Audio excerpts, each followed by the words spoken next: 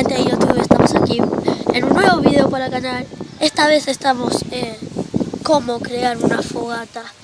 Primero necesitamos palos que estén en el piso, porque si están en los árboles están secos, no están secos, y los verdes tampoco. Después un poquito de alcohol que está ahí adentro del vaso y un encendedor. Estoy medio resfriado. Estamos acá con Mati. Hola. Y con un amigo que casi nunca va a aparecer, solo va a aparecer para grabarnos, porque Valen se fue, tuvimos un problema. ¡Ay, falta Valen! ¡Valen, ¿dónde estás? Y él va a tratar de ayudarnos a grabar cuando pueda, ¿no? Sí. Y nos da un poco de chaja con la Valen se fue a la casa porque tenía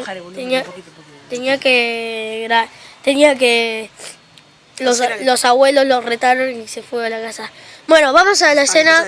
Vamos a la escena donde vamos a hacer la fogata.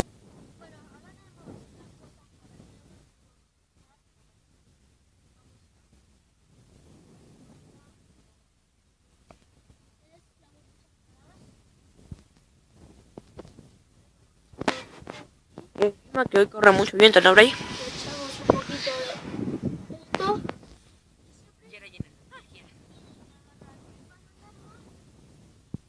Esconderse bien también, para que no nos pillen. Fallas técnicas. Vamos, tapando con la mano. Bueno, Brian, ¿cómo podés decir esto? Es muy difícil. Ay, no toque. Bueno, acá ya empezamos con el vientito. Y con el foquito si se ve. Ahí está.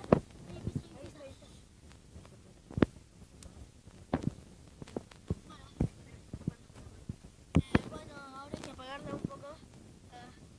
Aquí. El agua, dale. Sí, dale.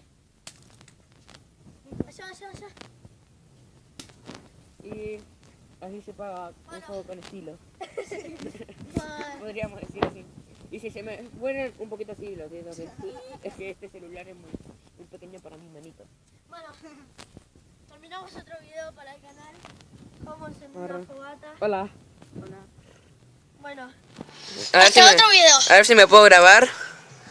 Hola. ¿Me puedo grabar? Bray. Sí, pero te grababa en la mitad de la cara. Bueno, Ahí. Ahí está bien. Mati, grábame.